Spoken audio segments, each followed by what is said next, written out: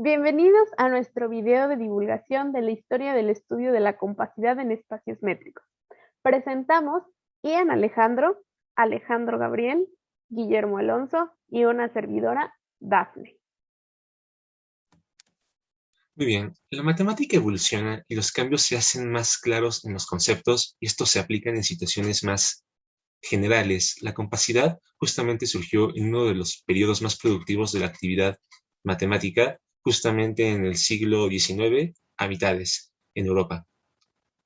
La matemática avanzada comenzó a formar parte de lo que hoy conocemos gracias a los trabajos de Cantor, el cual establece el principio de un estudio sistemático en la teoría de los conjuntos y la topología conjuntista. Además, muchos matemáticos, incluyendo Weierstrass, a Hultdorf y a Dehmking, estaban preocupados por los fundamentos de la matemática y comenzaron a hacer muchas rigurosidades de las ideas que durante siglos se habían dado por sentadas, mientras que algunos de estos trabajos del siglo XIX pueden remontar incluso a los griegos, los cuales estaban con un nivel de rigor y de abstracción que se refleja en una revolución del pensamiento matemático. El concepto de compacidad en espacios métricos es una abstracción de una propiedad muy importante que poseen ciertos conjuntos de los números reales, como los conjuntos cerrados y acortados en R. Intuitivamente generalizan al subconjunto finito. Muy bien.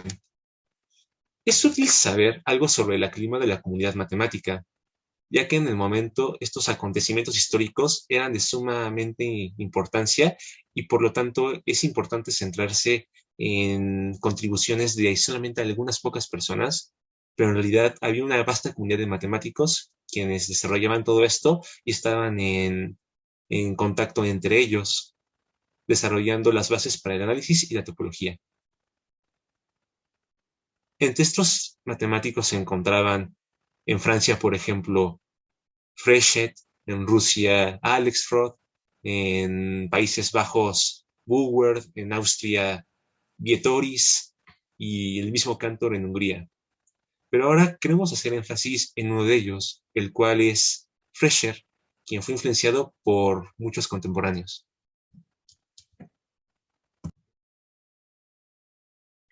Si bien, como menciona mi compañero Ian, Fréchet estaba influenciado por sus contemporáneos y sus predecesores, a él se le conoce como el padre de la compacidad. ¿Por qué se le conoce así? Él fue quien acuñó este término, el de compacidad. Y esto lo podemos ver en su tesis doctoral, más o menos por 1906. También definió espacios métricos, aunque no usó propiamente ese nombre. Eran las nociones y las primeras ideas hacia los espacios métricos y los primeros pasos también hacia el análisis funcional. Este contexto mostró claramente la necesidad de precisar este concepto. Ahora, ¿qué es el análisis funcional y por qué es importante? ¿En dónde podemos verlo? En espacios lineales normados, en espacios de Banach, en transformaciones lineales y en espacios de Hilbert. También en el análisis de Fourier.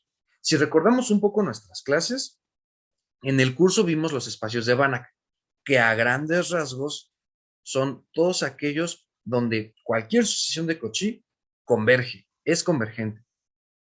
También los cubos de Hilbert, los espacios de Hilbert, hicimos varios problemas para demostrar que bajo cierta métrica un subconjunto del cubo de Hilbert era o no era abierto. Ya por último, en el análisis de Fourier, de manera muy sencilla, es la aproximación a ciertas funciones utilizando funciones geométricas. Y bueno, nos podemos preguntar, ¿esto qué tiene que ver con la compacidad? ¿Qué tiene que ver con los espacios métricos? ¿Qué tienen en común todos estos términos? Bueno, son todas nociones de acercamiento, de distancias. Y lo que queremos precisamente en estos conjuntos es eso. En los conjuntos compactos, básicamente es como verlos como una unión finita de abiertos y podemos separar o agrupar dependiendo de la característica que le pidamos a estos conjuntos. ¿Qué era y cómo buscaba Fréchet? su objetivo? Bueno, cada matemático, a la hora de abordar los temas en matemáticas, así sea análisis, sea geometría, sea álgebra, tienen sus propias formas de desarrollar sus avances. Y Fréchet no era la excepción. Para este concepto, Fréchet se decantaba por definiciones a partir de ideas intuitivas, por encima del poder analítico. ¿Y esto a qué hace referencia? Que si tú tienes una idea, la puedes abordar de manera muy formal. Das una definición, empiezas a decir quién es tu elemento, cómo está definido y para qué puede servir. Entonces, ¿qué es lo intuitivo? Precisamente como vimos en el curso, cómo acercarnos a las cosas, la manera en cómo definir las distancias, que si bien no lo haces de manera puntual, definiendo cada objeto, empiezas de manera intuitiva con las nociones que tienes acerca de lo que quieres definir. Y eso pudo hacerlo Fréchet en los conjuntos que trabajó. A sus conjuntos donde trabajó todo esto se llaman conjuntos de clase L, conjuntos de clase V y conjuntos de clase E. ¿Qué onda con los conjuntos de clase L? Bueno, en estos conjuntos definió la compacidad secuencial. En los conjuntos de clase E es donde está la idea que hoy conocemos como espacios métricos. En los conjuntos de clase V también eran los espacios métricos, pero pues con una desigualdad del triángulo un poco más débil. Esto facilitaba su manera de trabajar con estos conjuntos. La meta de trabajar con los conjuntos de clase L fue formalizar el concepto de compacidad. Y aquí Fréchet encontró un problema. ¿Por qué? Porque notó que la compacidad secuencial no tenía las propiedades suficientes para generalizar el concepto a espacios topológicos más abstractos. Entonces, ¿qué pasó? Se fue hacia sus conjuntos de clase V y clase E. Aquí realmente hubo un progreso por su parte porque es donde tenemos las nociones modernas de compacidad y compacidad de punto límite. Ahí pudo demostrar que son equivalentes.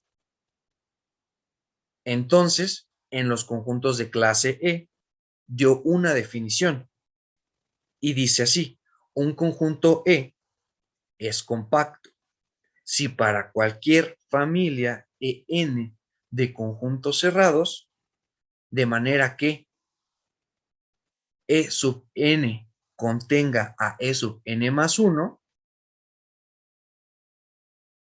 haya al menos un elemento que pertenece a todos los ENs. ¿Qué quiere decir esto? Bueno, que tú tienes subconjuntos, que tú tienes una familia de ENs y cada uno de esos ENs, E1, E2, E3, así, todos son cerrados. Ahora, ¿qué otra cosa les pidió? Bueno, pues que cada uno contuviera a su sucesivo, a su sucesor. ¿De qué forma? Ah, bueno, si tú tienes E1, E1 contiene a E2, E2 contiene a E3. Y también les pidió que todos tienen que tener al menos un elemento, compartir al menos un elemento. Las notas sobre su intuición inicial de cómo fue dando esta definición no son tan claras, pero nosotros podemos dilucidar que estaba cazando dos características principales en conjuntos compactos. La primera noción era de qué tan acotado está un conjunto, que es la propiedad de intersección anidada. Nos permite manejar con mayor soltura conjuntos con colas que tienden a infinito. Ahora, la segunda característica nos permite ver que los conjuntos que tienen agujeros no son compactos.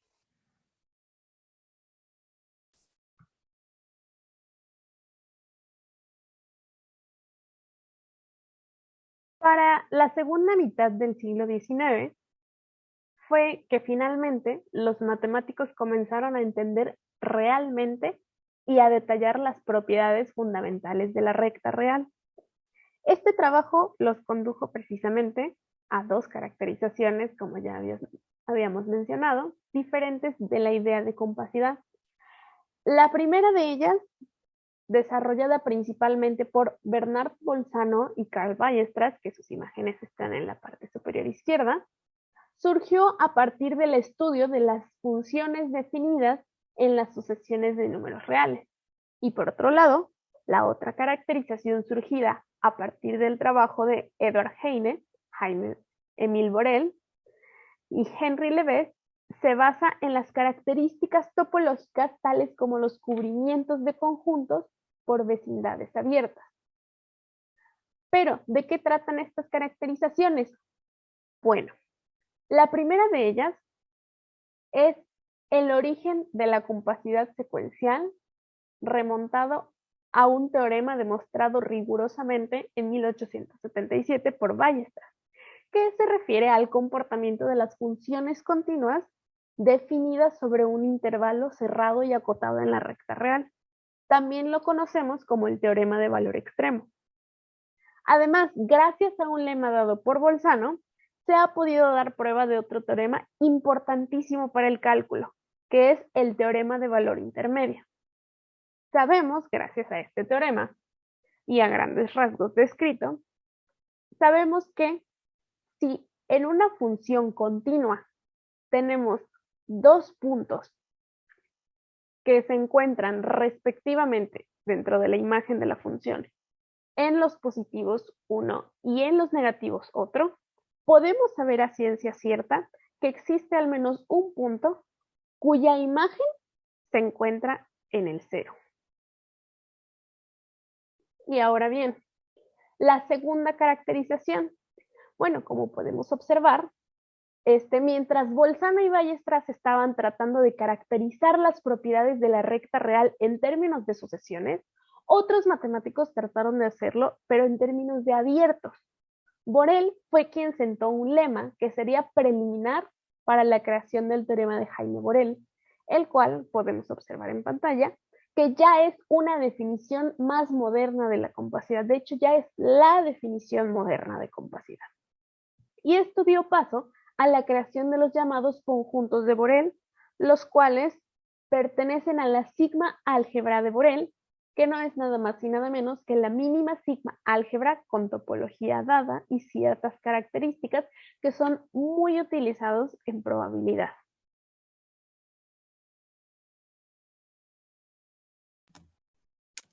Secuencialmente compacto no implica compacto.